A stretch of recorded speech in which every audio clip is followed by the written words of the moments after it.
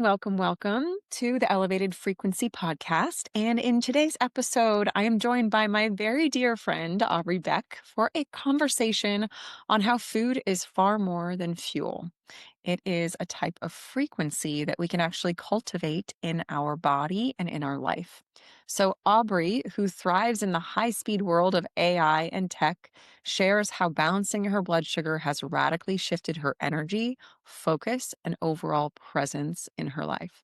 From sharper mornings to resilience across time zones, this is a powerful look at how intentional nourishment can become the foundation for vitality, creativity, and embodied leadership.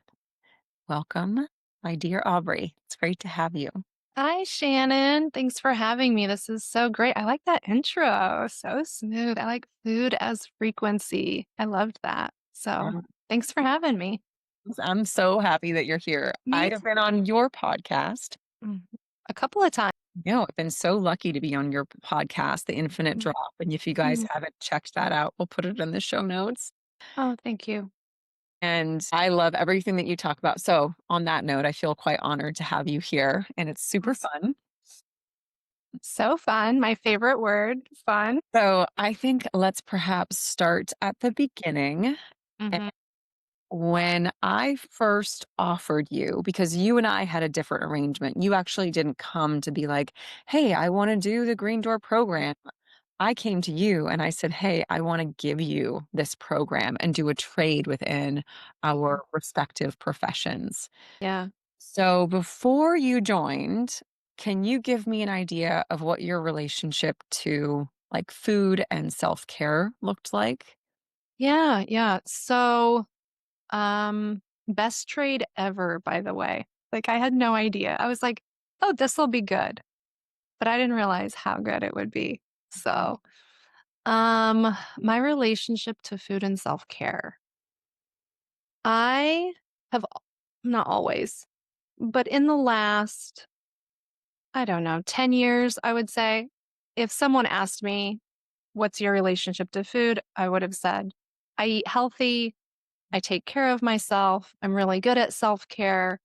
And in my mind, I've thought of self-care as some of the other tangential areas in my life I'm involved with. So I meditate daily, multiple times a day. I'm in nature frequently. I journal. I take care of my mental and emotional health in all the ways that I know how. I'm into self development. In the last 10 years, stopped.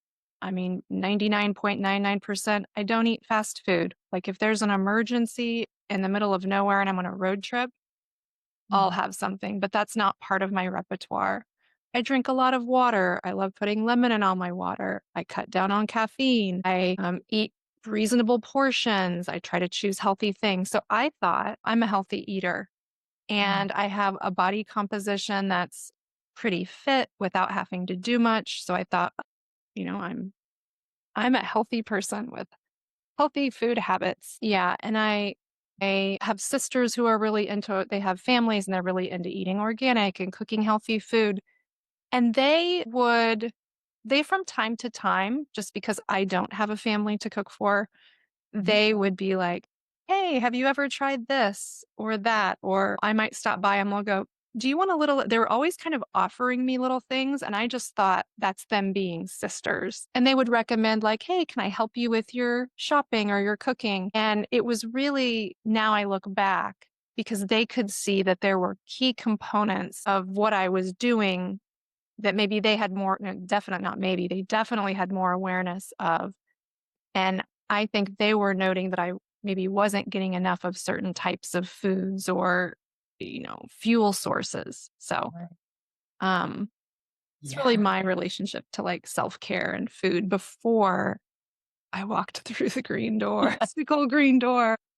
Well, I love this because it is pointing to this aspect that I think as a culture, we think that if we look a certain way, if we eat organic, if we eat whatever our estimation of healthy is, that it's good enough. And sometimes that can actually work against us because it prevents someone like you who has like the mind for this kind of experience. I mean, Mhm. for those of you listening, Aubrey and I share certain traits. We're both Aquarius, which is not the trait that I'm talking about. We're both 29 degrees anoretic degree Aquarius. Oh, okay. Yeah. We're going to talk about what that means exactly Okay. later. So I didn't know that, but thank you for adding that. Okay.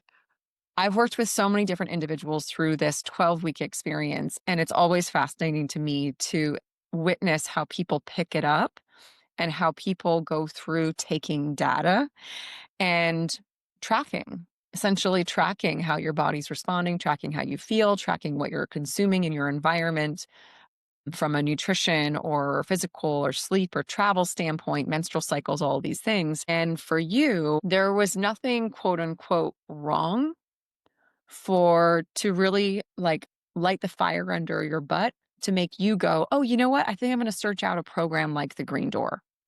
Right. So I think it's really awesome to have this conversation to really give it as an example for individuals who are like, nothing's wrong. I'm good.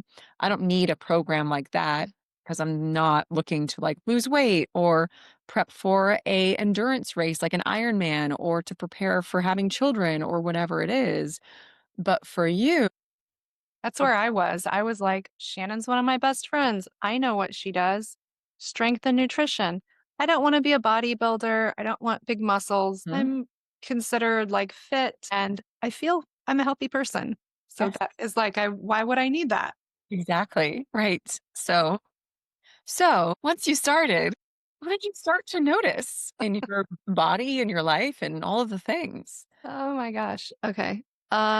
So when, oh gosh, this was probably like 15 years ago, I just kind of started noticing one week that my energy was really low. It was like it just kind of almost it just felt like it hit me overnight. And I was living with a partner and he was like, "Geez, you're so sleepy. You've just been so sleepy." And then a couple weeks go by and I'm having trouble even getting out of bed in the morning. So much so, and this is funny looking back, that he had gone and bought these little Coca-Colas and he would put one on my nightstand so that when the alarm went off, I could have, he's like, just have a little sip of sugar to kind of spark up. Looking back, I'm like, that's a red flag that something is definitely going on in your body. So I'd wake up and have a little sip to be able to get out of the blur and like get in a shower. And I was working in tech in Los Angeles, in office, and I was a leader and I was exhausted. I couldn't have enough coffee, enough. I was like pounding Coca-Colas, like trying to get sugar. I was like, I would sleep in my car in the parking lot on my lunch break, like awkward Mm. or that's not a good look. Yeah. So, like, repeated, like, maybe one day something happens, but like all the time, it's weird. So, I went to the doctor and found out that my thyroid had just started failing. And I got on a medicine for that I take daily and got back to like normal, but I never went back to it, never seemed like my energy levels were back to what I kind of remembered them to be. And I've done like thyroid yoga programs and I've tried all of the extra supplements and eating the right foods for it. And finally I was like, you know what? This is just what it is. Like, if you have hypothyroid, you have like lethargy and you're tired. And that is, that is true. That's part of it. Right. But, for the last 15 years, I have always felt that. And so much so that it's like a part of how people knew me. Would go Mm. on family trips and I'd be like, I would be so exhausted that it would interfere with me being able to be present, or like I would be the one that would have to go back to the hotel and take a nap. I couldn't be present with some of my nieces and nephews at points because I was like, and my family understood. They were like, here, you want a coffee? Like they were all, they could see just how tired I was. Yeah. And that's just been the last 15 years. I'd be like, every day there's going to be some point where I'm going to become so exhausted that I become unable to do what I need to do. And I had gotten used to it and it was frustrating. I would say things like, gosh, this sucks. I see, how does my sister who has 4 kids and a husband and a dog, why does she have so much energy? Yeah. And Immediately, and I say immediately because like starting the program, it was really challenging at first to start tracking the food. And this, I was like, I've never tracked food. I didn't have a scale for my food. But so that was like, I was like, oh gosh, this is a lot of brain power at first. Now it's easy, but I was like, so much brain power. Like, how am I supposed to weigh all this stuff and put it into this app? I'm like, I think it was within like 4 to 5 days, maybe. Mhm. Um, of doing I'm a very consistent person. I just did what you told me to do Yep. or what the program told me to do. And I just woke up and I was like, I had a day and I was like, I'm not sleepy. I'm like, what? I'm like, how am I not sleepy? And I hadn't had coffee for 2 days because when I woke up, I was just like, my body just didn't like have that urge for it. And so I hadn't had coffee. I wasn't tired.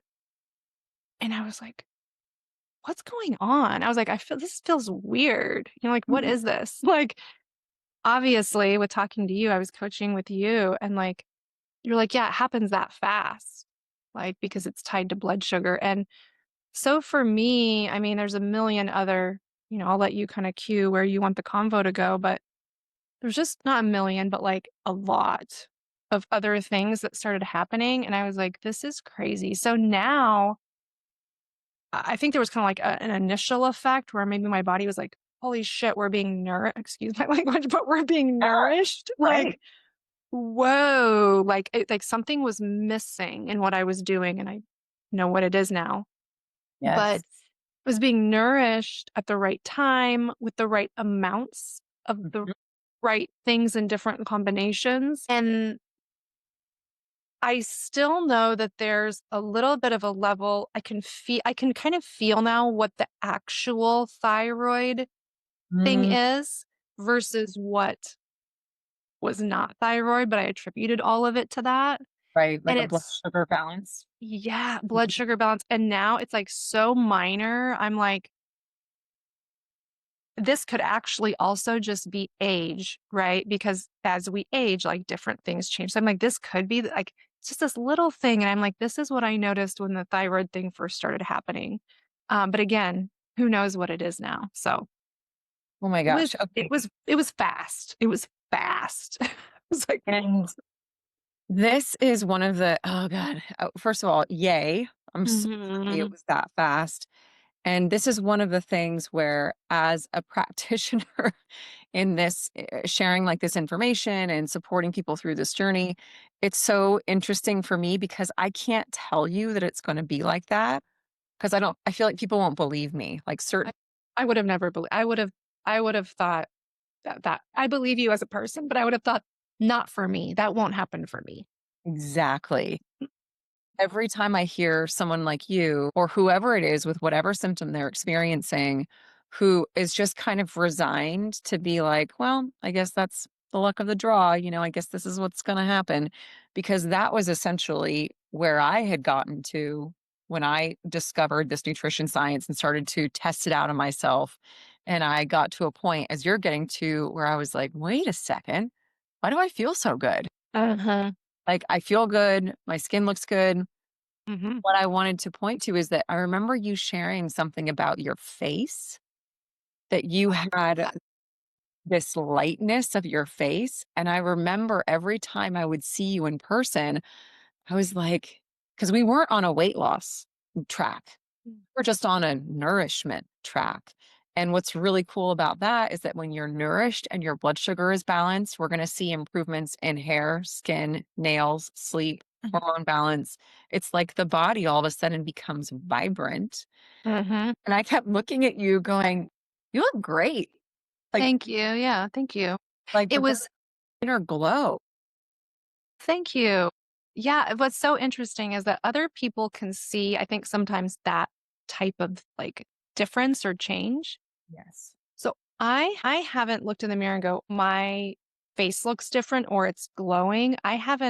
I feel that my face does have a glow to it. And I've kind of felt I've had that because of, I don't drink alcohol. I live what I consider to be for me a more healthy lifestyle.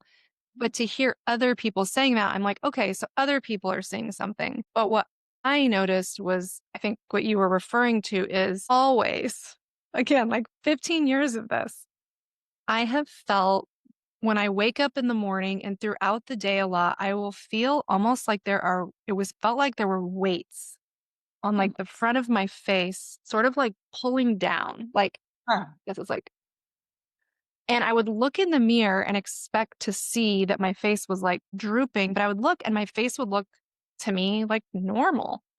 I Yeah. was like, God, so I'd always be like, I would at work even be like pushing up on my face and pushing up on my eyes. And I'd be like, oh, it's so heavy. And I was always wondering, like, why don't I see this in photos? Like, what is this? And that went away. And I would wake up and be like, oh, my face is like the same, feels like the same weight as the rest of me. So And I think we've kind of chatted about it, and you can correct me if this is not right, but I feel like you said it could have been inflammation in my mm, face, perhaps, or something yeah. related to that. But it's gone. I don't know what it was, but it's like, it feels like my face lost weight, but I didn't lose weight on this journey. I stayed the same weight the whole time, which was interesting, but my body changed. Yes. Isn't That that was so interesting. isn't Mhm. that fascinating? Like Your my body. bathing suits fit different, Yeah. but I'm the same weight. Yes. Is Yeah. that more of like a skin tonality experience? It's, the shape of my waist, the Uh, shape of my butt, the shape of my stomach, the yeah. shape of my arms. So I don't know if stuff just moved around. I don't know where stuff went, but it's like if there was a teddy bear and you just moved stuffing around. I don't know. That's just But to that point, I will share a little bit about this. And this is one of the reasons for those of you who are listening where we take progress photos because even if your goal isn't Mhm, body composition change or fat loss or muscle building, our body will represent hormonal balance. So it's really fascinating. And this is like where I geek out all the time is that if we are, as women, women will show an imbalance in our estrogen and progesterone by holding fat on the backs of our arms, which is mhm, fascinating. Men will show that imbalance by having what's considered gynecomastia or like man boobs. mhm, So we can actually look at a progress photo and go, okay, we have an imbalance of these hormones, and that's how it's showing up on the body. Of course, some of us will show it like in a more of a like a clear or extreme way because mhm, genetics, and some of us it'll be a little bit harder to tell. But the weight that's held around our waist will usually be a result of insulin resistance. So yes, through progress photos as a tracking mechanism, we can kind of see the hormonal balance. And because this is like the thing that I love so much about looking at how everything's fitting together, cortisol and blood sugar are directly tied together. And as cortisol being our master hormone, so if cortisol is out of balance, it affects all of our sex hormones. mm, So once we stabilize blood sugar level and create an environment for the body to feel safe, it will naturally release the fat that it doesn't need. It will mm, have what it needs to promote muscle maintenance and organ function and brain function and all those things because it's nourished with the appropriate nutrients. And as a result, we'll see body composition naturally just kind of shift, like you said, like a teddy bear. yeah, yeah, We'll see obviously stabilized energy, improved sleep, reduced inflammation with things like the mm, face, improved like skin, hair, and nails. There's just so many things that will start to naturally balance themselves out. yeah. And You mentioned sleep, and like sleep was another thing where I was like, whoa. So I had in my, gosh, I would say like in my 20s, like sleep was like not good. Like mhm, I had insomnia a lot. And mhm, then I just started like getting really curious about that and started doing a lot of things to help with that naturally. First, I yeah, was like, oh, I need a sleeping pill to help. And then I was like, this is not right. So I stopped doing that and got on the whatever was going to work for me holistically. And I had gotten to what I thought was a really good place with sleep. Like mm, before this program, I thought, I mean, for years and years, I was like, I've gotten good at going to sleep. And I know that's something a lot of people have challenges with. And I was like, dang, I've solved it. Like I've solved it. And then in this program, it was like I'd say it was within a week. And I was like, my sleep it's even gone to another level. My mm, dreams, have been more vivid. I've been able to remember my dreams somewhat, but my dreams are, I can remember them more. They're more vivid.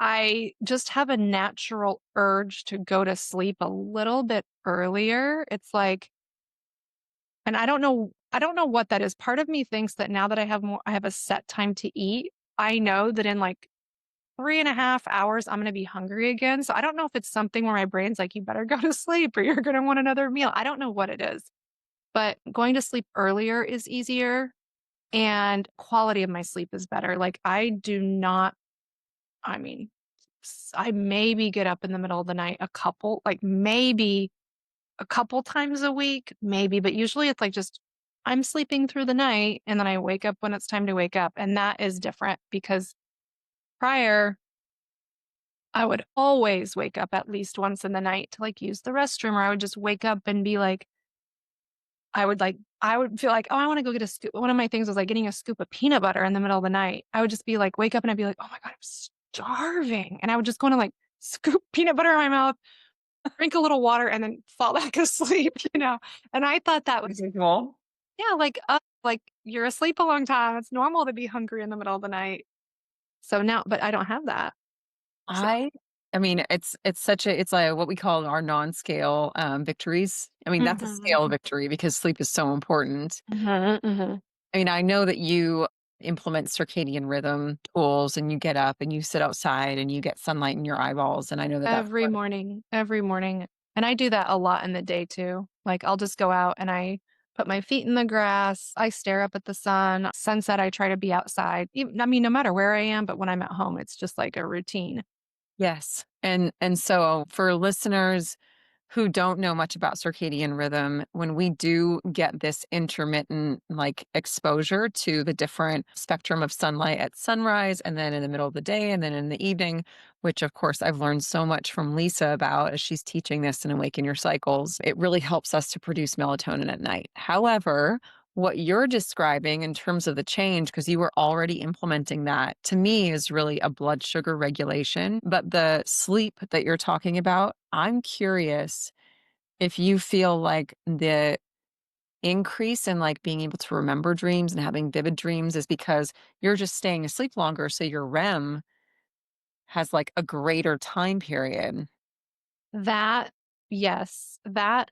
And there's so many other things we haven't even talked about yet, but like I feel different in my body. My body feels calmer, Huh.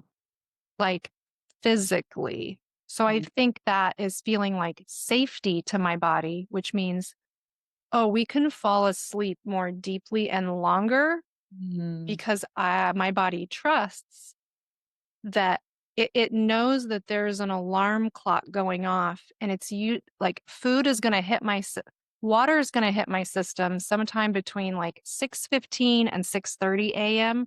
mm, regardless of if I'm like, oh, I'd like to sleep in for another hour. mm, the I always have a water with lemon next to my bed, but it knows like 6:15 to 6:20, 6:30, like I'm getting water. My body knows that with or without an alarm. yep. And then it also knows you're going to get fed the right amount of food and different things that you need Mhm. between 7 and 7:30. So it's not laying there wondering, are we going to eat at 6:30 a.m. tomorrow or are we going to eat at 1:30 p.m. after two coffees tomorrow? Yes, right. You were pointing, like, as you were sharing that, I was just getting goosebumps, strangely enough, on the right side of my body. It's Mhm. fascinating. And I love that you're bringing that up because to me, that really points to the importance of us feeling safe in our body, even from just like, we'll say that, like, oh, I feel safe, as women or just as any Mhm. human. We live in kind of a chaotic environment. Oh, yeah. And to be able to create an inner safety based on how we are nourishing ourselves and allowing our body to really feel safe in the decisions that we're making on a consistent basis is something that I'm not really sure if if we have a metric right now to even measure the importance of that. Like we I need didn't meals, but we need that. sorry. Sorry, what was that last part? Said we know it for females. Like we understand that for females, especially, we really need to be in an environment that feels safe for us to regulate cortisol and therefore Mhm. our sex hormones. Yeah. However, yeah, in this way, it's not talked about a lot. No, it's not. You talked about that at the Power of Three event in the opening talk about how, and I actually shared this with a friend.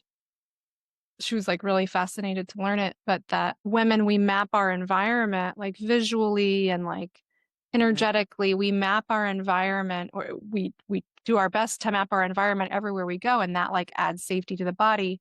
Whereas men typically, they're going to map the environment, but it's not maybe as broad or as extensive, and they might map towards the thing they're going to in that room. Yes. Um, so that was really interesting. Yeah, the safety in the body. And now knowing this, I'm like, duh, like this is so obvious. But I would frequently, multiple times a week, I would have moments in my day, not every day, but there'd be multiple times a week where there'd be a moment in my day or my night, my afternoon, where I would all of a sudden become very irritated very quickly and caught off guard. Mm. I would be like in the grocery store, happy, fine, going to get something, and then all of a sudden just be like, feel so like charged up and be like, I'd be like, what is going on with me? I'd be like, shh. It'd be like, "Why these people go faster?" Like I'd just be going crazy in my mind. I'm like, what is this? I now realize that was a blood sugar crash. So, and like I would just be like, do, everything's fine, driving or going some, or I'd be in public and then just be like, feel like almost urgent, like I have to get out of here. And that was my body Alert. not feeling safe because it was my blood sugar was crashing. And in me, I'm like, gosh, why does this randomly happen to me? Like, what is wrong with me? Like, why do I get so, and then it would just go away. It was after I ate and I wasn't putting together that. So I think my body just, I mean, I think I've had moments of feeling that in the last 4 months. I could count it on my hand like 5 times. It's like, I just haven't, that hasn't happened. It's like, I know there was a time I was driving for a long time and I was like, oh, I'll be fine. And it was like, I went, 6 hours instead of 3.5. And I was like, I am feeling that. Like, I felt like, oh, this does not feel good. Yes. I waited too long to have breakfast a couple weeks ago. That felt like, I was like, I'll just do a couple emails. And then it was like, I I was like, remember that. yeah, I was like, this is not good. Like, this is not good. Like, why did you know what you need to do now? And I, I was at a conference and hadn't, packed a little snack and was just like, I was like, so my body felt so unsafe. It was already like a stimulating environment. And so that almost, I think, felt like double. I'm trying to think. I went to one of my niece's volleyball games and I thought, oh, there'll be a snack bar. And thank God I had some like little protein bites in my bag, but it wasn't the full, like, I wasn't getting like all of the mix of everything. And so that like tided me over, but I could feel myself. I was like, I gotta get out of here. Yes. Oh my gosh. Okay, I want to speak into two things that you just talked about. So they're Mhm. both so good. So one of them is like the females being safe, mapping our environment.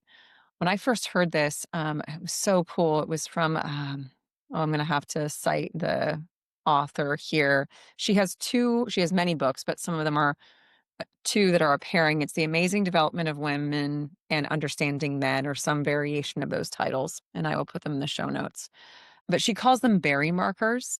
And so women have what's called dispersed awareness. And thinking of dispersed awareness like we're gathering in a field. So we take in the entire scenario of the field.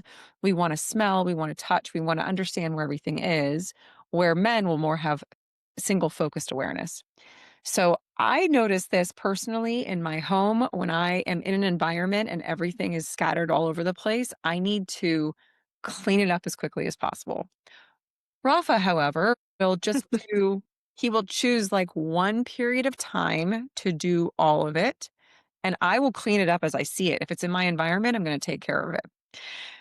Another thing that I think you're going to find super fascinating, because now that I know this, I can talk to my girlfriends and be like, oh, they feel safe. So when we are comfortable with someone, we will essentially leave berry markers for them by sharing with them all of the details to a story as if we were helping people to visualize the environment that we were in so that they could find us later. Fascinating. So if I'm like, oh, yeah, I went to urban market and remember how there's that place where you can like get the honey and all this stuff over there. Well, I was wearing this shirt. Oh, yeah. So I would be able to basically show you. That is me on like crack. I know. Like I have a Pisces Mercury, as you know. So I'm already like in detriment. And that Mercury is the sign that helps with, it talks about how you'll communicate, how you'll speak, how you'll write. And to be in Pisces, it's very watery. Imagine like a fish trying to just, you're trying to follow a fish. You don't know where a fish is going. And then to hear that, yeah, because sometimes I'm like, I'll be, I did this a bunch this weekend. I was with a group and I was like, hold on. I was Yeah, like, hold on, Aubrey. I would talk to myself, yeah. Aubrey, what is the main thing you need to say? Like they do not need to know the All of the berry things that markers. happened. Yeah, the berry markers, the Oh, 3 days before, like focus. yes. Okay. Hard though. It's hard. However, if you don't feel safe, you will not leave berry markers.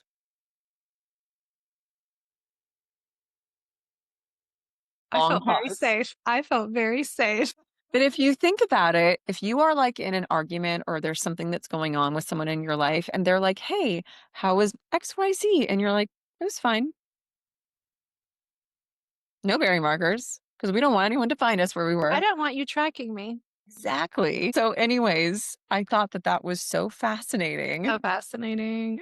And Okay. now it Okay. helps me to track how comfortable people feel. I'm thinking of one of my nieces, We'll and get back she's, to that. oh, she's so quiet. Yeah, she's so quiet. And she berry tracks me to death. Oh Interesting. my God, it's so That's a cute. good She sign. trusts me. Like, oh my gosh, because she's kind of like this. We go, it was good. With me, she's like, and I'm just like, where is this going? Aw, that's so That's sweet to know. beautiful. Okay, I love that we talked about this. Hmm. So, with that, understanding, especially for women and men, like men can use this to their advantage. Hmm. If your significant other or someone in your life, like your daughter, isn't telling you everything, it's likely because she doesn't feel very safe. Hmm. So, when we're in that environment and when we're creating that safety in our body, when we know that we're creating safety in our body from our nutrition choices, then I think about individuals like you. And right now, I'm coming from a standpoint where I've been doing this for so long that it is second nature. And I have this, what feels like a running clock in the back of my head that goes like, it's just already on autopilot going, okay, I'm going to have this. I'm going to need to eat this in order for me to perform in this way. Hmm. And that's just doing this at nauseum. I don't have to think about it anymore. I think about individuals like you and people who are in AI, tech, at conferences, leading crazy Hmm. meetings every day. And when I see people in those environments and I am with them and they're not eating enough, I go, how in the world are you able to perform at your highest capacity when all of these things aren't taken care of? And when you have those experiences like you're discussing, where all of a sudden your blood sugar drops and you are hangry, you are short, like the proverbial you are having a hard time concentrating, like brain fog, so you're not able to really remember what's being shared with you. Having conversations becomes more challenging. Your ability to stay focused and patient is now at a detriment. There's just all of these things It's, that are no longer accessible. I look back to my last, I'm a consultant now, but I look back to my last full-time role 2.5 years ago. Yeah, about 2.5 years ago. And I was in a leadership position. And I'll tell you how it goes is that I'll speak for myself, but I know there was a lot of people I worked with that we were all on a similar thing. Ah, It's back to back to back to back meetings. And I know Rafa has sometimes days like that. I know you do too. Um, and mine were like 9 to 9:20, 9:25 to 9:47, 9:50. It's just like people grabbing any block they can. And I would just be switching like between internal Mm, queuing with a partner internally about what we should do immediately, getting on a sales call, going into a strategy call with a client, talking to a vendor. And it's just, it was constant. And I'll tell you what happens is there's a lot of, I mean, gosh, I can really see like big companies and agencies like you consulting with them honestly to tell like to actually start to have them understand the amount of waste that happens because the mhm, amount of repetition, how many times I would have to repeat myself or how many mhm, times I would have to slack someone and go, can you just give me a rundown on what you just said? So they just spent 20 minutes telling me something. This was mm, prior to AI, this is 2.5 years ago. So we were using AI, but not with like the meeting trackers. So think pre AI. Even without that, we still shouldn't be doing this now that we have that tool. Not an excuse to not do this, but repeating, getting really short with people, or just literally being in a meeting and being like, I literally can't do this. Now, is that a function just of not eating? No, it's because we were doing way too much, but it was congratulations. infinitely, now I see the difference, infinitely worse without, I mean, this is not going to be surprising to anyone. I don't know why I'm even acting surprised. There would be days where I wouldn't eat until 4 or 4:30. I would just have coffee and I would maybe grab like a snack or something in the I would like run to use the restroom, grab something and just be like, gosh, that was one of those days that sucked, right? And I might have 4 of those days in a row. And then the Yep. fifth day just be like block my calendar and just be so crashed out and just trying to catch up on things. But like all the things you said, it's in like travel days, like there's a lot of there's like a lot of quick travel days where you fly somewhere, you fly you there in the morning, you have a meeting, have a dinner, fly home, and like eating's way off and just feeling that I don't know all the it's like adrenaline or cortisol or whatever just pumping through me. I attributed all of that prior to the Green Door Life. I attributed all of that to um, stress. I was like, this is way too intense. I'm moving too fast. And I just have a stressful, high pressure job.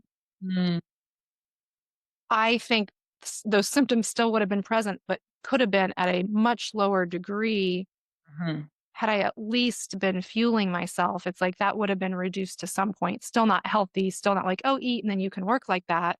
right. But, I mean, you can, but I don't, doesn't seem like a very good idea. So, Yeah. But you would have a different understanding of your baseline. hmm, Your yep. baseline shifted to a stable baseline, and then you would be And work. maybe I wouldn't have had to have, maybe we wouldn't all be in this rat race of so many meetings because we would have remembered. And then, like, I just think back, I'm just thinking of like, how can you, like, it could be actually cool, Shannon, if you and Lisa were able to, maybe you guys already have this idea. I don't know. But if you went to, an organization and said, hey, we want to run a 1 month trial on a select group of people. Like, let's take people of equal body mass or something like, a big organization, maybe Intel, something like that. They have these Yeah. huge campuses. You take somebody in the same department, they're in tech. Say, hey, we're Mhm, going to take a subset, 5 women, 5 men, and then their counterparts, they're the placebo. And we're mhm. just going to run this for a month. People that are outputting the same, companies like that. If you're unaware, people listening, they track productivity, stuff like that. You take Yes. that, offer it for free. Say, hey, we'll just do this for free, a pilot, and we'll let you see the results of what happens. And there will be things that they actually can measure with the systems they use. And then it's like, there's there's going to definitely be an ROI somewhere. I don't know where it is, but I like it'll that. be there. And it would be interesting to see if like calendars clear or, things like Yeah. that. But Using time a little bit more wisely. I yeah, love because like it's like a momentum build. It's like once the whole company is like operating in an unhealthy, like once even like let's say some of the company's mhm. like making healthy choices, however you want to qualify it, with The ripple eating. effect. Yeah, it becomes, Yeah. and then pretty soon the people that maybe they do know how to nourish themselves properly and do that, they're then affected as well. So like everybody starts to kind of drown in it. Yeah, there's been many programs that I've run at corporate corporations of different types. We have not done a free like trial. Let's get everyone on it. So I'm interested in that for anyone Mhm. who's listening. And if you are interested in that, let us know. Yeah. It's really interesting when I look at the aspects of corporations because I've talked with many about this issue because it's a Mhm. systemic issue. It's a systemic issue because our culture has not, we haven't all been taught how to feed our bodies. So this information, although it can be simple and easy, we haven't been taught to A, listen to our body to understand what it's saying, Mhm. and B, understand nutrition science and blood sugar science. So because we haven't, it's not common knowledge. So what we found is if leadership isn't bought in, then it doesn't trickle to everyone else. So this is one of the aspects that we are looking at and why having conversations with individuals like you who do have a felt sense of the difference, who can say, I know what it feels like to be operating at such a high octane and not feeding myself. And that is not sustainable. And this is the byproduct of that. But I'm curious, especially for people to hear, has it felt like to like have some of the trips that you've had, like whether it's for pleasure or for work, and to have like some of the meeting structure, the experience while knowing how to fuel yourself? Like, how has that changed the experience for you? Oh, it's changed it so much. It's I like how you said that it's like this is actually simple and easy because it is actually simple and easy. Once I had the app where I could track the food and know like food weighs this much, it has this much protein or carbs or whatever, fat. Yeah. It's just sort of it becomes kind of a second nature as you're going. And now when I'm not tracking my food, I can kind of remember like, oh, 100 grams of chicken is going to be what I need. And then I can kind of eyeball the rest. So I'm like in the ballpark and I know what the portions are. But for traveling, I had a couple work trips and a couple personal trips, a short one and a longer one while I was on the program. And what was just interesting was I remember at first thinking, because there's modules in the program where you're teaching us about how to select things from menus and like how to navigate menus. And especially in the United States, where our menus just the portions skew bigger and there's not quite the right balance of things or a lot more options for fat and carbs than like maybe the protein options we might need. So I remember watching that module and thinking, geez, this feels really restrictive. Like Shannon's just super healthy. The Green Door Life's just super healthy. And I don't want to choose chicken on a salad when I can have these flavorful things that I just know that those are the things I love to eat. And if I'm going out to eat, I'm going to want to have those things. Like I can have boring stuff at home. And I remember I was in San Francisco for work and there were just a lot of meals and client stuff and work stuff. And I remember being in situations where I was not in charge of ordering and kind of navigating what was coming out in shared style, big Mhm. table, shared style, and realizing like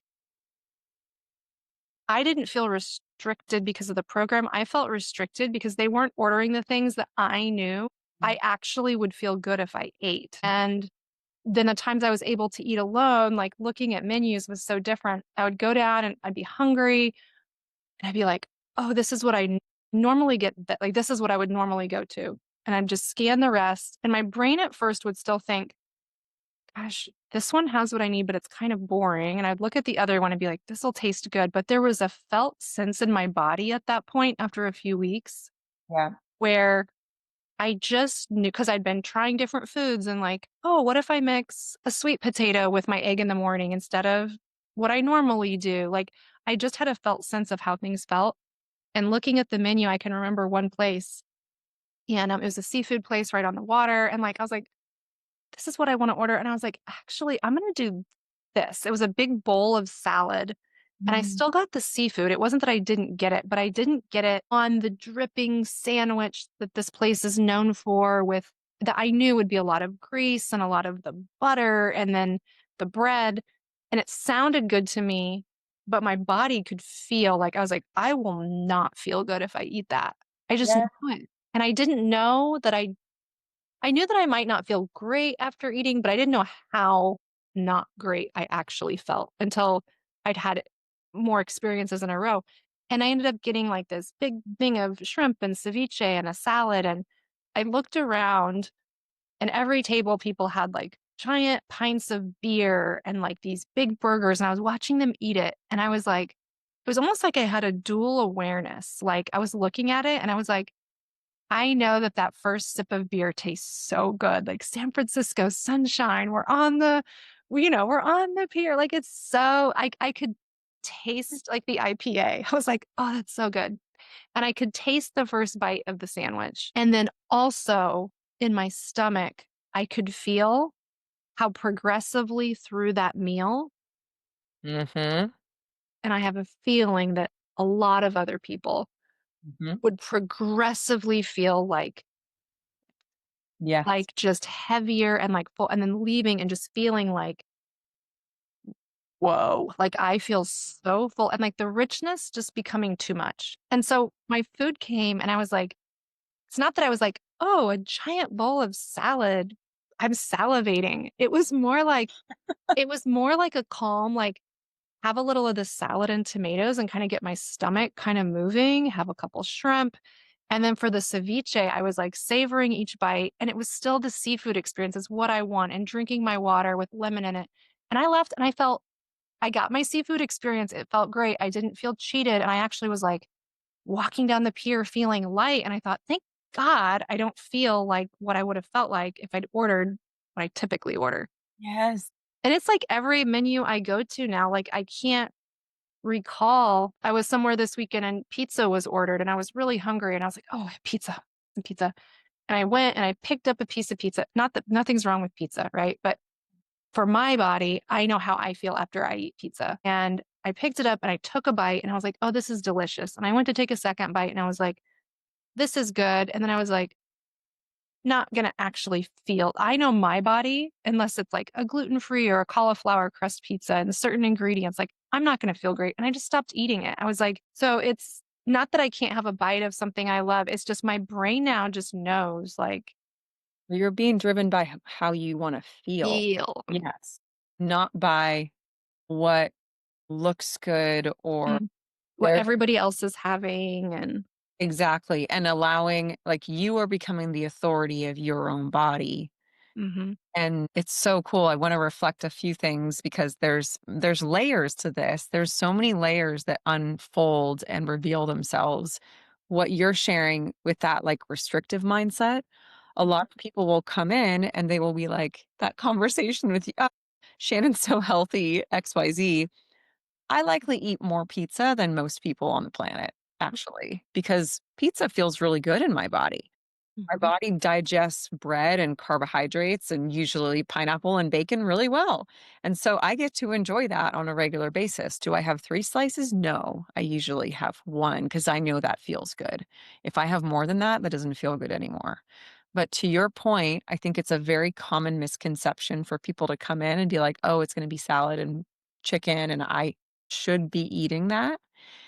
But I love what you're saying is that it wasn't that you should. Yes, you know that there's a balance and there's nutrients that you're looking to have at every meal, but you're also being led by how you want to feel.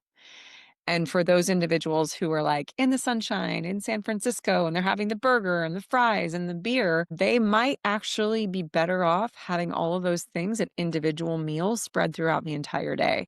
You know what I mean? They don't have the awareness that all of those things might equate to something like 140, 150 grams of carbohydrates when combined. And that would be Now that you say that, that scares me, but I didn't even know what that meant before. I'm like, that's I hear that, I'm like, like, right. think about Because, eating that much at once because now I took your program. I'm like, yeah, now like, you understand the impact. I'm like, oh my God, that's why I would feel so Yeah. like, oh my God, that was so much. And then just feel so tired or like heavy. And then just be like, oh, but it Yeah. tasted so good, at the time, Right. And initially, the first yes. couple bites. Right. And what you said, I had a client that said this so well. She was like, "You know what I realized is that all I need is the first 2 bites because after that, I don't even know what it tastes like anymore." Hmm. Like, oh, Yep. that's an interesting observation. But there was something that I wanted to point back to as well, because when you discovered this and you shared it with me, I was like, oh, that's so cool. Because so many people who go through this experience, they don't yet have a true awareness of how their family and how their upbringing around food Mhm, impacts how they choose food, how they mhm, navigate grocery shopping, restaurants, all of mhm. this. And you had a realization. And when you did, it made so much sense why you would opt for like the Yeah, yeah. cheesy, flavorful things at Mhm, restaurants and at home mm. you were eating rather simply. But would you want to? Yeah. So this was I'm glad you remember this. So this was part of the program. I think it was like halfway through, maybe a little over halfway through. And it's just an experience you led us through that I was not expecting. Like in a nutrition program, nutrition strength program, it was something that we did one time. I won't like spill the beans, but it was like I was like, whoa. And it was an experience where by the end we were kind of led to a place where we went back in time, and it was really kind of a subconscious kind of thing.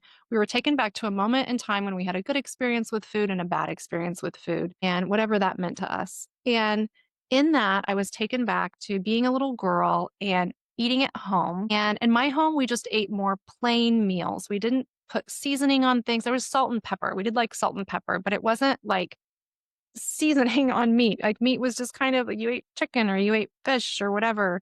If there was tuna, we'd put mayonnaise in it. And like that was really the flavorings we got. Didn't really do salad and salad dressing. It was just like the food was what it was. And I remember being taken back to that memory. I was really immersed in like how that felt. And it was like the meat felt kind of chewy and not very moist, and it was hard to swallow. And Mm, sometimes I would have to sit at the table when I was little and just keep trying to swallow the meat till it was done. I'd have to sit there till it was cold. And it mm, was just it just wasn't a super, not every meal, but there were meals like that. And there were enough that that was sort of a feeling I had. mhm, And I was like, oh, that wasn't great. And then for the good side, I remember that there was a Dairy Queen near my house where I grew up. And my mom and I would go there sometimes. It was like a treat. And we would go there, and I can remember, like, the color of the Dairy Queen booth the booth. I can remember how the seat felt underneath me with little shorts on in the summer. Like, I can remember the way it curved and the plastic and how it mhm, smelled. And I would mhm. always get, like, a little kid's Coca-Cola. I would get big a little big, but, like, for a kid, big barbecue, pulled pork chicken sandwich. I would get french fries. I would get ice cream. And it was this like flavor burst, flavor burst, flavor burst, like so good. It was just like eating all of them at once. It was like dessert mixed with the meal and so good. And I loved being there with my mom. It was like this special time with us and a really good feeling. And there wasn't like, you got to sit here and eat your food. It was like, oh, I wanted to eat my food. Yeah. And in that experience, through part of the experience we did with this, I realized that as an adult, at the very rare times prior to this program that I would cook, and I mean very rare times when I would cook, I did not season meat. I would cook salmon or chicken or something. It wouldn't be that good. And there would be no seasoning on it. And I would just eat it that way. And like, I'm an adult and I know about seasoning, right? And I know that people do that, but I was not doing that. Not to punish myself. I was not aware. Like, I just wasn't doing it.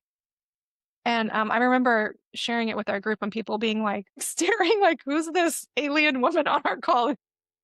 Boiled chicken? Like, no, What are you not. doing?" And when I said it, I was like, "That's like, why am I not why Yeah. am I not putting seasoning?" And then realizing that prior to the program, I mean, my whole adult life, I ate out a lot of my meals, most of my meals, like a lot of them. And I realized I was always kind of going for that. Like, I would look at the menu and I would think, what's the most exotic thing or what's the most flavorful thing I can get. Yeah. And I would just want to combine all the flavors. Like, I wanted like the barbecue, blue cheese, bacon, triple decker chocolate combo. Like, I wanted it all. And I was Yeah. like, oh, because I'm correlating this. Like, a part of me that I'm unaware of is like, oh, that's a feel good. That's a way to soothe myself and feel good and feel connected to like, even if I'm by myself, I felt connected with my mom at Dairy Queen and like it was a treat. And Yeah. then at home, vegetables and meat, whole foods, not processed foods. So that probably was healthier than the Dairy Queen, honestly. It just didn't taste that good and the consistency wasn't great. But that I was like, Environment. yeah, I was like boring. I don't like it. I don't like the way it tastes. Not enough for me. Yes. I love that so much because it points to how our subconscious is just operating in the Mhm. background. And for you, it was so interesting when you shared that realization because you had been sharing with me, some of the initial things like, oh, when I look at a menu, I'm really looking at like the things that have the big flavor bursts. And when we are aware of the unconscious story that we have operating in the Mhm. background or belief or tendency, then we can start to bring in our choices around it. And so in this aspect, it's not to say that you can't or you shouldn't or you won't have like beautiful bursts of color when you go out to eat, but you can also start to create that at home. And And also I'm doing it more in like, yeah, like have a side thing that has the burst. And then it's not like, oh, it's the program. It's how I will feel. I'm like, oh, I'll feel good to have a couple bites of this on like an appetizer, or maybe I'll yeah, share a dessert. But like for the main food, I'm like, what does my body feel like it needs right now? And like, where am I in my day? And, have I gotten enough protein?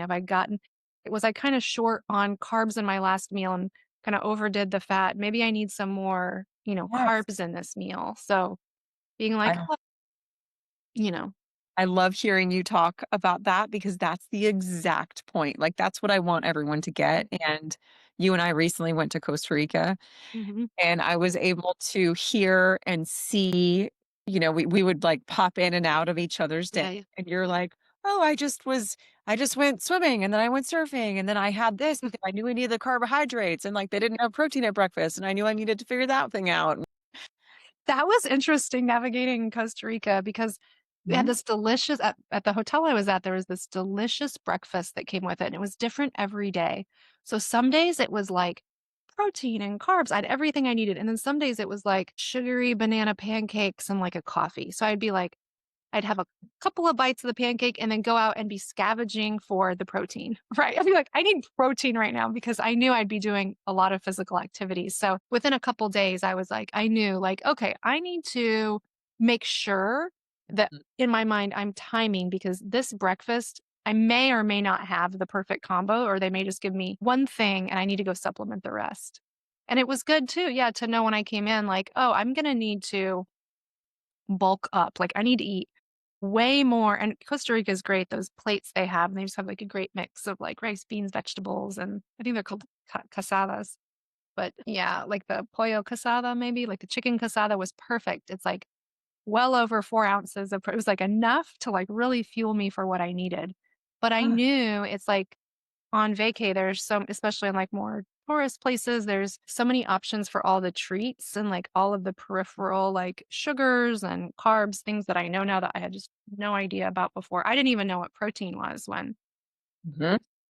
I didn't, might sound, probably sounds crazy. I didn't know that. I thought peanut butter was protein. There's some protein in peanut butter, but that's mostly fat and like Yeah, oils. And I just didn't know that. So I would, when I was out, I knew of protein. I was like, I should get some protein. Like I would probably have like, I don't know, like 10 grams of protein maybe. And the rest I was just carb loading and spiking my blood sugar, thinking I was like, oh, I'm being healthy because I had a tiny little piece of chicken and like right. whatever else I was eating. Right. My gosh. It was really so cool to hear you share about how you were navigating the Costa Rica trip, the Costa Mhm. Rica environment, and everything that you have so far, because that's the point. It's like we weren't taught that growing up. I don't know if there's actually any culture right now that teaches this education, which is so wild because Okay. we are operating this most intelligent machinery, for lack of a better word, this ecosystem, and we haven't been taught how to facilitate it and to treat it and to nourish it and to support it to operate at its highest functionality. Yeah. So, There's one more thing now that you're saying that yeah. it's triggering my mind is that I took a trip to San Francisco for work and I flew. It was like a super early flight. Like I had to be up at 3 a.m., car pickup at 4, Nashville to San Francisco, not a short flight. get off, get into the city. And it was like, go Mhm. that. And then it's like, and I knew I had to be up. And that prior to this program, and I've had to do that a couple times since, but that day prior to this program, I was just like, I am going to feel like absolute Mm. hell. And I knew it'd be like the next few days, I'm just going to be like, I felt like I'd feel puffy in the face. Like I just knew like you're going to make money and you're going to get wrecked. Like that's what's going to happen. Like those things are going, you are going to get money and they I know 2 things. fly into a brick wall. There are two things that are going to happen. And what was so great was that having your recommendations, and I would go to Whole Foods before and get like the Chomp bars and the RX bar and like brought my electrolyte packs and like had my little things and I put them in my little bag. Mhm. And I always travel with a lot of water, but having that, and then there was one other thing. I can't remember what it was that I had packed, but having those and being super specific. Like when I got up at home like 3 a.m. and knowing like, okay, I'm going to wait for the hour till I get to the airport. And then once I'm there, you guys are able to share in the program like certain things from more popular places that are going to kind of hit the Yeah, macros you should. And like being able to Starbucks, go, et cetera. what was that? Like Starbucks. Yeah, like the Starbucks, like the feta cheese wrap, feta cheese, yeah, wrap. And then for me, for myself, knowing I take almost half that wrap off, I rip it off, take it off because it's filler that I don't need anyway, and it's going to throw my carbs over. So being able Yeah. to go to the airport, know the timing, eat that, and then get on the plane, and it's like eating water and then watching my clock and being like, okay, I'm going to have a chomp bar now with a couple of dried mangoes and keeping myself nourished with the right combo. It's not that I wouldn't bring snacks before, it's that I wasn't comboing them right. And then doing that and immediately getting to the airport and like making sure, like, okay, do I need to have a bite here? Huh? 'Cause by the time I get to the airport, it could be, or get to the hotel, it could be 90 minutes. And just having that and getting to the hotel that first day and being like, I was up at 3 a.m. And usually if I'm in San Francisco by, I don't know, 9:30 a.m., 10 a.m., I would feel wrecked by then. And being like, I feel okay. Like I feel fine. And of course, by the end of the day, I'm tired, but the impact, like it wasn't like slamming into a brick wall and then just being like a walking zombie the rest of the time. It was like, I'm a little bit tired the next couple days, but I'm staying on a rhythm with my blood sugar. And what a different trip. Like, what a different, I was like, wow, like, how many times have I just felt so destroyed unnecessarily at conferences, or travel days? I'm so glad you shared that because I mean, Lisa and I kind of talk about this all the time, but we walk around and we're like, we feel great, like Mhm. all the time. I mean, sure, if I have a layover and I'm going to India or if it's like a cycle and I haven't slept and whatever, like those things, but 90% of my life, I feel energized. I sleep Yep. well. I Mhm. have regular bowel movements. I have even Mhm. energy throughout the day. I don't have brain fog. Like all of these things are operating at a full, consistent frequency Yep. that allows me to show up and do everything that I do. Same. And it's so, like, it's such an awesome gift. It's So, amazing. It's amazing. I'm like, thank God you were like, "Hey, do you want to help us with this and we'll help you with this?" And I was like, "Sure, that's great. Like, you're my friend. I'll do that. Great." And then now I'm like, "Oh my God, this has totally changed my life. Like, this is amazing." And now, I mean, I talked to everybody. I mean, I talked to when I was in San Francisco last, I was at a restaurant and I started chatting with the people next to me about it. And they were like, we should probably be eating like you. And I'm like, I actually would love they actually ordered an extra of like there's something called like $1 million bacon. And it's like oh, $36 for like a couple yes, slices. It's probably ridiculous. But I've had um it. yeah, they're like, you know what? They're like, they ordered it. I was like, "No, no." And they're like, "Here, have a bite." We wanted more anyway. So I ended up getting a bite of my, $1 million bacon. And they just loved to hear about this program and how I felt. And I was like, "Yeah, it's actually, I actually feel," they're like, "Yeah, it looks pretty good." I'm like, "It's actually delicious." And it felt like it was, inspiring. They were curious about it. Yeah. And I ended up getting the little side thing I wanted out of it. So Right. yeah, I was like, this works. This works. So yeah, it's just kind of a natural thing that comes up now because I like to share with people like, oh, hey, you can actually feel really a lot better in like 4 days. It's Ex- not like 9 months of trying, it's like 4 days. Yeah. There's a radical It is difference. biohacking. Oh, yeah. Maybe it is with that. Yeah, earlier we were saying that this isn't really a biohacking thing, but it kind of like it does happen that fast. It does kind of happen that fast. And then of course you have to sustain it, right? Yes. Yeah, the consistency. Which is to me takes like uh, 5% willpower. It's like such a low amount of the felt experience. I'm like, it's almost like if you are just close to like a hot stove, I'm like, there's like what there's no like Yeah. there'd have to be a lot going on in my life for me to be like, I just can't go eat. I'm gonna touch the hot stove. Right. So it gets so bad that I run to go eat. Like Yeah. there's not a lot of things in my life that would put me to that point. So So for people who don't know exactly what you're sharing about, I'll say mhm. that in the beginning of like the 12-week experience, it's like a learning curve. There is a fairly steep learning curve. The first couple of weeks, you're just applying a lot of mental energy and acuity because it's something new and you're tracking something that you would normally be doing unconsciously throughout the day. The majority of us eat and choose our food in an unconscious state. So once we're asking ourselves to be conscious that many times of the day, and actually to be detailed and intentional about it, it feels like it's a lot of energy usage in those first 2 weeks. Yeah. And then It felt like yeah, in the first 2 weeks, it felt like I had taken on, like, a second job where I was like, Mhm. "Gosh, this is a lot of work," and I feel like, "Oh, this is so much work." And I would Yep. say about 2 weeks, 2 to 3 weeks in, I was like, I started getting the rhythm of it, and I still noticed it, but I didn't feel like it was a part-time job. And then by, like, 4 or 5 weeks in, it's just like I'm doing I was still learning new stuff. I was learning like, "Oh, you can combo this with that," or, "Hey, did you know this?" And you're teaching us all these things, but the basics to just like if I had stopped the course at that program, I could have just kept running at that, and be great. But, like, with the rest of the course, I'm learning, like, the food combos and, like, adding strength training to it and all the how to travel, how to pick from menus. So, like, learning how to, like, actually have it in the real world. Yes, and the unconscious aspects of it as well, like Yeah, the part where fingers, I was choosing the big splashy menu items. flashy menu items. Oh It's my just so gosh. funny, so extreme. It's like if I'm out to eat, getting all the seasoning, but when I'm at home, dry said chicken. It's like, why? Why was I doing that? Like, this does not need to continue. We can change this reality. Just some seasoning. We can, like, blend the 2 now, which is Proud to say I have seasoning at my house now, and I used it today. Look at that. oh my Mm. gosh. Okay, well, is there any last thing that you feel like maybe you'd like to share that we might have missed? No, just thank you. I mean, it's like such a gift. I mean, it's really priceless. There have been moments where I've looked back and been like, 15 years of your life, all the consequences of not having this information. Like all of the times going back on a vacation to take a nap when everybody else was doing stuff. All the Mm, times of being too tired to go do something.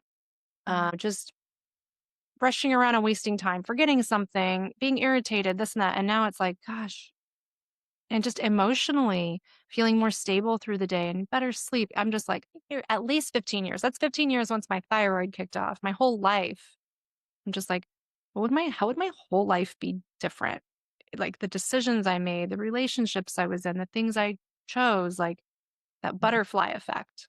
Like, Yeah. had I been properly nourished, would I have noticed red alert? Don't don't choose that job or don't date that person or that's not a good thing to do. Like, how much of my life I would have had just more awareness to take Mhm. in what was going on because my body was like not in a function of like steep survival mode because I wasn't keeping my blood sugar appropriate or feeding myself appropriately.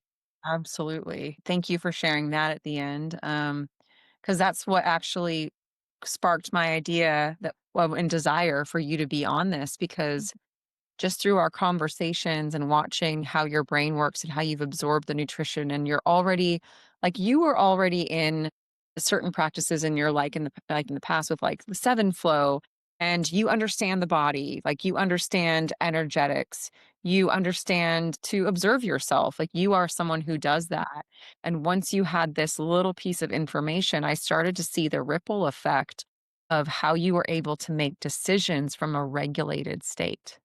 So different. So different. It's like once my body is like, because there's different layers of calm. It's like your mind can feel calm, your body can feel calm. Energetically outside of myself, I might feel calm, Yeah.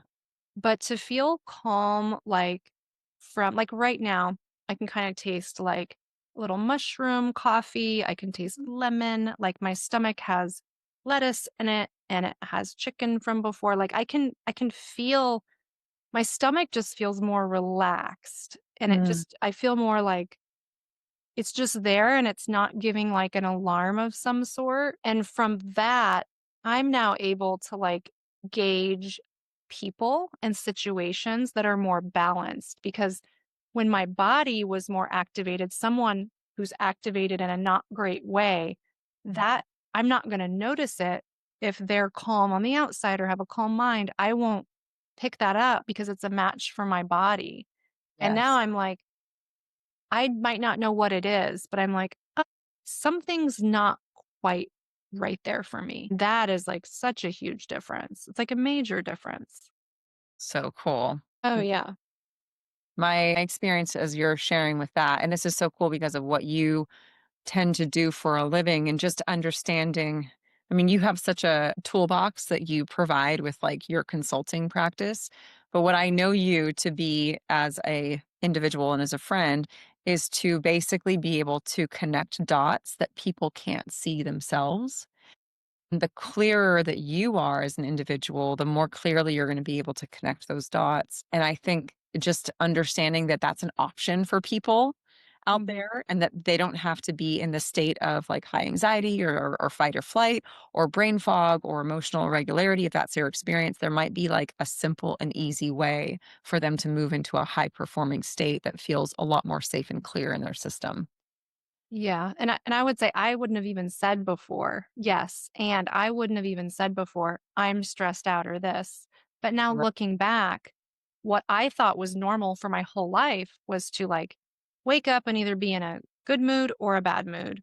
And then Uh, either I'm in a good mood and then I'm gonna be good and then knowing, "Oh, we got a little bad mood, maybe I'm in a good mood, good mood, kinda feel crazy, stable, normal, meditate." Like, it was just kinda like my moods were kind of like this, and I thought, "Oh, that's normal, moods change." Not that I mm, don't have changing moods through the day, not that I don't wake up some days feeling sad or feeling happy, but it's more like it's just more of like a through line. Like, if it was like this kind of before, now it's just more like this, and like, mhm. oh, it's just more moderated. And the only thing that changed was I'm eating at particular times, particular combinations of food. That's all that changed. It's crazy. Mhm. It's so good. Oh So my crazy, goodness. so good. Yeah.